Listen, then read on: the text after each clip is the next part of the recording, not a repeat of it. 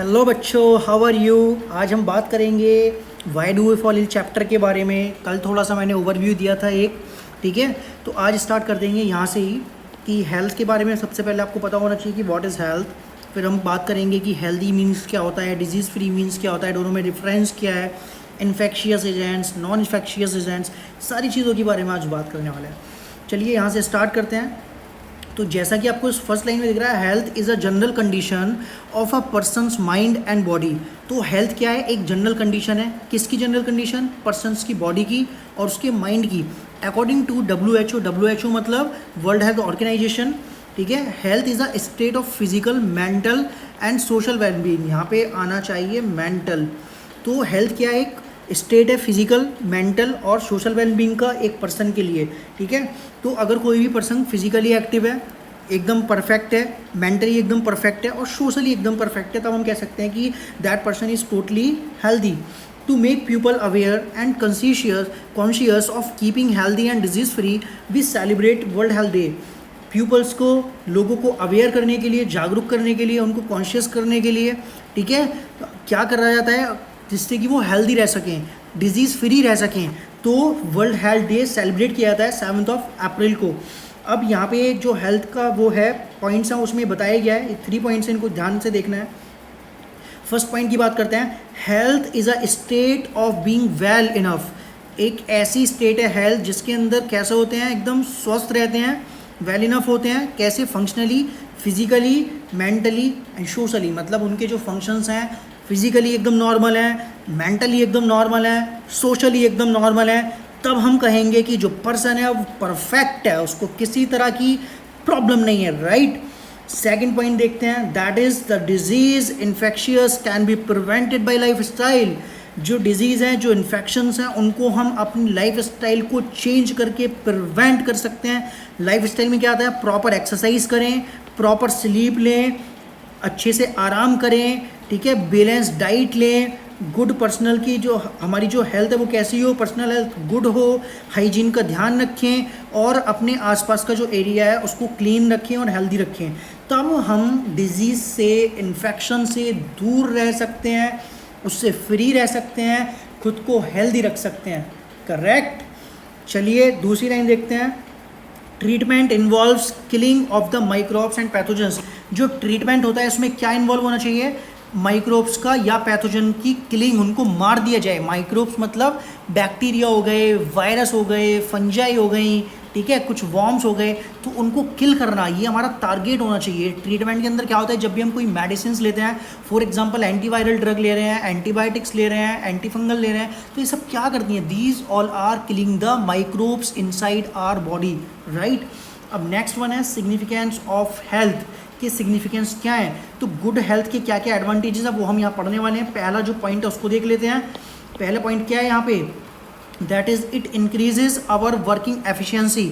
अगर हम पूरी तरह से हेल्दी हैं, अगर हमारी हेल्थ अच्छी है, तो हमारी जो वर्किंग एफिशिएंसी है वो बढ़ेगी, ठीक है। और हमें क्या परफॉर्म करने के लिए कहेगी? Help us to perform various activity at our best. और वो हमारी हेल्प करेगी हमारी एक्टिविटी को बेस्ट परफॉर्म करने के लिए, ठीक है। हम चाहे पढ़ रहे हैं तो हम अच्छे से पढ़ेंगे, मन लगा के पढ़ेंगे अगर हम हेल्दी हैं, अगर हम डिजीज़ फ्री हैं। अगर हम कुछ खा रहे हैं तो अच्छे से खाएंगे, भूख अच्छे से लगेगी, नींद अच्छे से आएगी, आराम अच्छे से करेंगे, पढ़ेंगे अच्छे से, खेलेंगे अच्छे से। जब सब कुछ अच्छा चलेगा लाइफ में, इसका मतलब क्या है कि हम पूरी तरह से हेल्दी हैं, किसी तरह की डिजीज़ नहीं है, एकदम गुड हैं, ठीक है। सेकेंड पॉइंट क्या कहता है? It help us to cope up with the social and mental pressure. और वो हमारी हेल्प करता है मेंटल और सोशल प्रेशर के साथ कॉप अप करने के लिए विदाउट मच डिफ़िकल्टी। ज़्यादा डिफ़िकल्टी नहीं होती। आप समझ रहे हो ये वाली बात? मतलब अगर किसी पे कोई मेंटल प्रेशर है, कोई सोशल प्रेशर है, घर वालों का प्रेशर है, अगर वो हेल्दी है, चिड़चिड़ा नहीं है, एकदम परफेक्ट है, तो वो उसके साथ डील कर लेगा, कोप अप कर लेगा, उसको कोई किसी तरह की दिक्कत नहीं आने वाली है, ठीक है। थर्ड पॉइंट है it makes our life joyful. और जो गुड हेल्थ होती है जिनकी, उससे हमारी लाइफ बहुत ज़्यादा जॉयफुल हो जाती है, आनंदित हो जाती है, खूब मस्ती करते हैं, एंजॉय करते हैं। पढ़ना होता है तो अच्छे से पढ़ते हैं, खेलना होता है तो अच्छे से खेलते हैं, right. The conditions necessary for good health are. और गुड हेल्थ के लिए कौन कौन सी कंडीशंस नेसेसरी होती हैं, अब उन पर एक नज़र डालते हैं। पहला पॉइंट है उसको देख लेते हैं। Good physical and social environment. देखो भाई, फिजिकल एनवायरनमेंट जो होना चाहिए हमारे आसपास का, और जो हमारा सोशल एनवायरनमेंट है वो कैसा होना चाहिए, गुड, अच्छा होना चाहिए। नेगेटिविटी ना हो, नकारात्मकता ना हो, ऐसे लोग ना हो जो ज़्यादा बीमार हों। हमारे ग्रुप के आसपास ज़्यादा लोग बीमार होंगे, जैसे कोरोना वायरस की बात करें, अब आप एक ऐसे ग्रुप में, झुंड में चले आओगे जहाँ पे कोरोना के मरीज़ हैं, तो आपको भी कोरोना ऑलरेडी हो जाना है, ठीक है। तो दूसरा वाला क्या है, गुड इकोनॉमिक कंडीशंस जो है वो भी गुड होनी चाहिए। ऐसा नहीं है कि अगर हम फाइनेंशियल प्रॉब्लम से ज़्यादा सफ़र कर रहे हैं तो वहाँ पे भी एक प्रॉब्लम आती है, समझ रहे हो। तो इकोनॉमिक कंडीशंस भी गुड होनी चाहिए, और जो हमारी लाइफ स्टाइल है वो भी कैसी होनी चाहिए, एक्टिव होनी चाहिए। ऐसा नहीं है कि लेज़ी हैं, खाट में पड़े हैं, बिस्तर में पड़े हैं, दोपहर 9-10 बजे तक आराम कर रहे हैं, रात को लेट सो रहे हैं, खाने का पता नहीं, उठने का पता नहीं, आराम का पता नहीं। तो ये सब चीज़ें क्या करती हैं, ये ज़िंदगी के अंदर बहुत ज़्यादा भूचाल ले आती हैं, एकदम तकलीफ़ लेके आ जाती हैं, ठीक है। आराम में हमारे दखल अंदाजी हो जाती है फिर अलग अलग तरह से। तो ये सब चीज़ों का ध्यान रखना चाहिए। दूसरा पॉइंट की बात करते हैं, अगर good physical and social environment includes clean surroundings, मतलब गुड फिजिकल और जो सराउंडिंग्स हैं, जो हमारे एनवायरनमेंट है वो कैसा होना चाहिए, एकदम क्लीन होना चाहिए, ठीक है। ऐसा नहीं है कि घर में गंदगी पड़ी है, हम जहाँ पे रह रहे हैं वहाँ पे एकदम गंदगी है, तो किस तरह से क्या होगा, वहाँ पे हज़ारों तरह के माइक्रोब्स उत्पन्न हो जाएंगे, क्रिएट हो जाएंगे, ठीक है। अब जैसे कहीं पे आप देखते हो नाली में पानी जमा हो जाता है, अगर वहाँ पे उसको सफाई ना करी जाए तो जो डेंगू के मच्छर होते हैं, मलेरिया के मच्छर होते हैं, उसमें अंडे देते हैं, उनके बच्चे निकलते हैं, फिर हमको काटते हैं, हमारा खून पीते हैं और हमको डिजीज़ कर देते हैं, ठीक है, बीमार कर देते हैं। गुड सैनिटेशन होना चाहिए, ठीक है। प्रॉपर गार्बेज डिस्पोजल होना चाहिए, क्लीन ड्रिंकिंग वाटर जो है हमारा वो क्लीन होना चाहिए। जो गार्बेज डिस्पोजल है वो प्रॉपर होना चाहिए। ऐसा नहीं है कि एक जगह पे कूड़ा इकट्ठा है तो इकट्ठा ही हो रहा है, वहाँ पे लोग कूड़ा फेंके जा रहे हैं, और आप किसी भी तरह से जो म्यूनिसिपैलिटी कॉर्पोरेशन है वहाँ पे आप शिकायत ही नहीं कर रहे हो किसी तरह से, क्योंकि आपको किसी दूसरे से मतलब ही नहीं है, आप बहुत ज़्यादा स्वार्थी हो चुके हो, आपको पता ही नहीं है कि मोहल्ले में क्या चल रहा है। तो ये सब चीज़ों का ध्यान रखना बहुत ज़रूरी होता है। एज बीइंग आपको एक सोसाइटी का पार्ट हो तो आपको ध्यान रखना चाहिए आपकी सोसाइटी के आसपास कहाँ कहाँ पे कूड़ा है, तो आप शिकायत करो, वहाँ पे लोगों को मना करो कि यहाँ पे कूड़ा ना डालें, या फिर सारे लोग मिलकर एक जागरूक अभियान चलाओ कि यहाँ पे जो कूड़ा है वो प्रॉपर डिस्पोज हो, ठीक है। नेक्स्ट पॉइंट है good economic conditions include job, और जो इकोनॉमिक कंडीशंस है वो गुड होनी चाहिए। अगर जैसे किसी के पास जॉब नहीं है, वो अच्छा पढ़ा लिखा इंसान है, तो उसको भी मेंटली फिर टॉर्चर करेंगे उसके घर वाले या जो भी है, ठीक है। उसके सराउंडिंग्स जो सोशल में उसके फ्रेंड्स हैं वो सब उसको टॉर्चर करेंगे कि तेरी जॉब नहीं लगी, ये सब चीज़ें हैं। तो इसलिए अर्निंग का सोर्स भी होना चाहिए ताकि हम अपने आप को एकदम वेल एस्टेब्लिश कर पाएँ, ठीक है। टू हैव न्यूट्रिशियस फूड रख पाएँ जिसकी वजह से और एक हेल्दी लाइफ को हम जी पाएँ। उसके बाद क्या नेक्स्ट पॉइंट है, active life style includes regular exercise. Active life style में क्या होना चाहिए, रेगुलर एक्सरसाइज होनी चाहिए, ठीक है। और जो एटीट्यूड है वो हेल्थ कॉन्शियस होना चाहिए। ऐसा नहीं है कि आप कुछ भी खा रहे हो, कुछ भी भर रहे हो, कुछ भी कर रहे हो, कभी भी सो रहे हो, कभी भी उठ रहे हो, that's not the way to life, ठीक है। तो इस तरह से हम अपने लाइफ के जो लाइफ स्टाइल है उसको इम्प्रूव करके अपने आप को हेल्दी रख सकते हैं। क्योंकि देखो क्या होता है, अगर किसी के घर में किसी की जॉब है, वो 50,000 रुपये महीना कमाता है फॉर एग्जांपल, और घर में 5 सदस्य हैं, उसमें से 3-4 लोग हमेशा बीमार पड़ते रहते हैं, तो क्या होगा, वो 50,000 में से 30,000 रुपये सपोज करो कि मेडिकल में जा रहे हैं, मतलब दवाइयों में खर्च हो रहे हैं। तो अगर हम अच्छे से रहें, अच्छे से खाना पीना खाएँ, फास्ट फूड की तरफ ज़्यादा ध्यान न दें, हेल्दी फूड खाएँ, न्यूट्रिशियस फूड खाएँ, ठीक है। एक प्रॉपर हमारी जो डाइटिंग, जो भी हम खाना खाते हैं उसका एक टाइम है, उठने का टाइम है, सोने का टाइम है, एक पूरा वे में चल रहे हैं, हमारी जो लाइफ स्टाइल है वेल मैनर है, तो क्या होगा, तो हम बीमार कम पड़ेंगे, हमारे जो पैसे हैं वो फिर बचेंगे, ठीक है। हमारी जो इकोनॉमी स्ट्रांग होगी और उससे हमारा जो खर्चा है दवाइयों का वो भी बचेगा। क्योंकि दवाइयाँ खाने से कोई भी इंसान हेल्दी नहीं रह सकता। दवाइयाँ खाने से हम अपने धीरे धीरे हम दवाइयों के एडिक्ट होते जाते हैं, फिर हमारी जो जीवन होता है वो दवाइयों पर डिपेंड हो जाता है, और हमारी लाइफ जो हो जाती है वो एकदम ख़राब हो जाती है, बर्बाद हो जाती है, समझ रहे हो ना। नेक्स्ट है personal community issues both matter for health. तो पर्सनल एंड कम्युनिटी इश्यूज़ होते हैं वो हेल्थ के लिए मैटर करते हैं। अब कम्युनिटी हेल्थ की बात करते हैं, ये क्या होता है, it refers to maintenance, protection and improvement of full community in which and individual lifes. मतलब क्या होता है, हम जिस भी कम्युनिटी में रहते हैं, जिस भी एरिया में रहते हैं, वहाँ पे क्या होना चाहिए, वहाँ पे मेंटेनेंस होनी चाहिए प्रॉपर, प्रोटेक्शन होना चाहिए, होल कम्युनिटी का इम्प्रूवमेंट होना चाहिए, जिसकी वजह से हर एक इंडिविजुअल अच्छे से रह पाए। अब सपोज़ करो कि 4 पड़ोसी उसमें से 3 लड़ते झगड़ते रहते हैं, तो दूसरे वाले पे उसका नेगेटिव इम्पैक्ट पड़ेगा ना। या फिर कोई ये कूड़ा डालता रहता है किसी के घर के बाहर, तो उसके साथ लड़ता रहता है। तो ये सब चीज़ें नहीं होनी चाहिए, आपस में मिल के रहो, ठीक है। अपने आसपास के एरिया में देखते रहो कहाँ पे कूड़ा जमा हो रहा है, कहाँ पे गंदगी है, कहाँ पे कैसे क्लीन करना है। तो जब ही पॉसिबल हो सकता है, जब आप यूनिटी बना के रहते हो, तभी आप अपने एरिया को क्लीन कर सकते हो, खुद को हेल्दी रख सकते हो, आने वाली जनरेशन को हेल्दी रख सकते हो। हेल्दी फूड खाओ, दूसरों को खाने के लिए इंसिस्ट करो कि भाई हेल्दी फूड खाओगे तो आपका जो बॉडी है वो एकदम अच्छी रहेगी, आपको दवाइयाँ खाने की ज़रूरत नहीं पड़ेगी, आपका जो पैसा है वो दवाइयों में ज़्यादा बर्बाद नहीं होगा। तो इस तरह से आप दूसरों को भी अवेयर कर सकते हो, इंसिस्ट कर सकते हो इस तरह करने के लिए। लेकिन वो आप तभी कर सकते हो जब आप खुद ऐसा करते हो। आप सपोज करो एक्सरसाइज नहीं करते, दूसरों को आप बोलते हो कि एक्सरसाइज करनी चाहिए, ठीक है, तो उससे बोलेगा कि पहले तू तो कर ले। तो इसका मतलब क्या है कि आप पहले खुद को चेंज करो, तो फिर धीरे धीरे जब आप खुद चेंज करोगे तो लोग भी आपको देखेंगे यार कितना अच्छा बंदा है, हंसता रहता है, हमेशा हेल्दी रहता है, खुश रहता है। ये सब चीज़ें समझ में आ रही है ना। तो ये कम्युनिटी हेल्थ होती है। ये कम्युनिटी में अगर 100 लोग हैं, उसमें से अगर 99 खुश हैं तो जो लास्ट वाला है वो भी खुश रहेगा। उसमें से अगर सपोज़ करो 70 लोग दुखी हैं तो जो बाकी हैं वो भी उनको देख के वो भी सोचेंगे यार ज़माना कितना बदल गया है, लोग दुखी रहने लगे, ऐसी क्या विपत्तियाँ आनी पड़ी है, ये सब चीज़ें। अब नेक्स्ट है personal and community health are supplementary to each other. मतलब जो पर्सनल हेल्थ है और जो कम्युनिटी हेल्थ है वो एक दूसरे के लिए सप्लीमेंट्री होते हैं। जैसे we protect our cells by keeping our body clean. हम अपने आप को कैसा रख सकते हैं, प्रोटेक्ट रख सकते हैं अपनी बॉडी को क्लीन करके। दूसरा वाला क्या है, for this we also require a good and healthy environment. और इसके लिए हमें गुड एनवायरनमेंट चाहिए, हेल्थी एनवायरनमेंट चाहिए, हमारे सराउंडिंग्स। तीसरा है we can help this only by the means of community health and development. और वो तभी रख सकते हैं जब कम्युनिटी हेल्थ हो और डेवलपमेंट हो। क्योंकि अगर कहीं पे सपोज करो कोई ऐसा एरिया है जहाँ पे बारिश होती है, पानी भर जाता है, तो उसका क्या मतलब है, पानी भर गया वहाँ पे मच्छर ग्रो करेंगे, मच्छर ग्रो कर रहे हैं, पानी भर रहा है, वो काटेंगे, फिर उससे मलेरिया होगा, डेंगू होगा।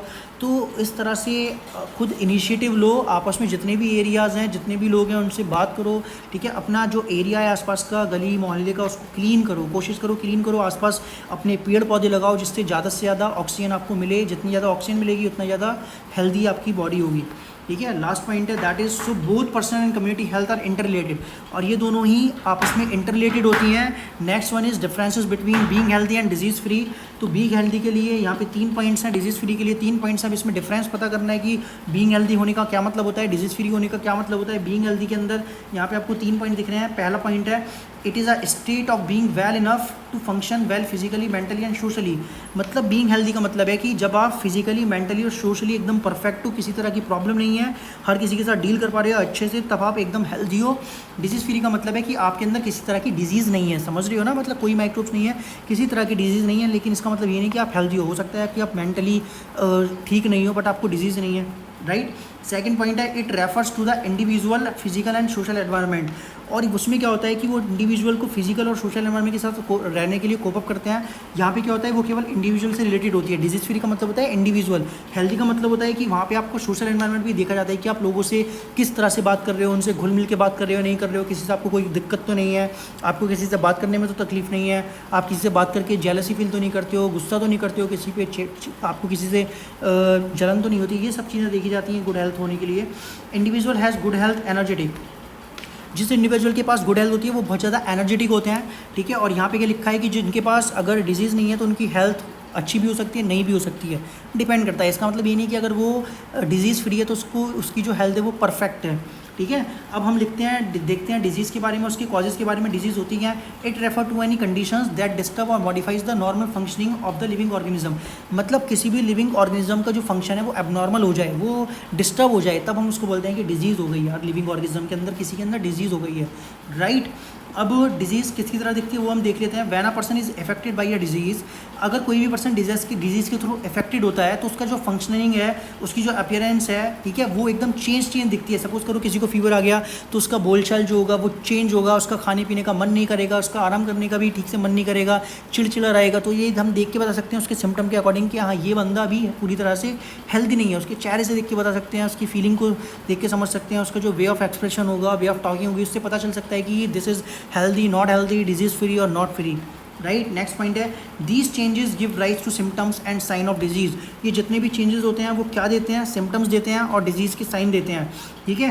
क्योंकि अगर कोई भी डिजीज़ होती है तो उसका साइन होता है ना। सपोज करो किसी को मलेरिया है तो उसको हाई टेम्परेचर होगा, ठंड ज़्यादा लगेगी, ठीक है, वॉमिटिंग होगी, हेडेक होगा, स्पाइनल कॉर्ड वो बैक एक होगा, सारी चीज़ें उसके अंदर एक साथ आ जाएंगी। जैसे किसी को डायबिटीज़ है तो उसको ज़्यादा प्यास लगेगी, ज़्यादा भूख लगेगी, ज़्यादा यूरिन होगा, वेट लॉस होगा, ठीक है, आई साइट में दिक्कत आ जाएगी, किडनी में प्रॉब्लम क्रिएट होगी, ब्लड शुगर लेवल हाई हो जाएगा, वुंड ठीक से हील नहीं होगा, ये सारी चीज़ें। तो ये सब सिम्टम्स क्रिएट हो जाते हैं। On the basis of the symptoms the physicians look like the sign of a particular disease. और सिम्टम्स के बिहाफ पे जो डॉक्टर्स होते हैं वो उन साइन को ऑब्जर्व करते हैं, वो चेक करते हैं कि किस तरह की डिजीज़ के अंदर इस तरह के साइन होते हैं। इसलिए वो हमसे पूछते हैं भाई तुम्हें क्या लगता है, तुम्हें उल्टी आती है, चक्कर आते हैं, थकान होती है, बताओ, बुखार होता है, कैसा फील होता है, भूख लगती है कि नहीं लगती है। ये सारी चीज़ें वो कंडक्ट करते हैं और टेस्ट करते हैं और फिर वो एक पर्टिकुलर कंक्लूड करते हैं कि आपको ये डिजीज़ है, फिर उसके अकॉर्डिंग वो दवाई आपको प्रेस्क्राइब करते हैं। जब दवाई खा लेते हो फिर आप पूरी तरह से नॉर्मल हो जाते हो। तो वो डिपेंड करता है कि वो एक्यूट डिजीज़ है कि क्रोनिक डिजीज़ है। कई बार आपको शॉर्ट टाइम में वो डिजीज़ क्योर हो जाती है, कई बार आपको काफ़ी समय लगता है।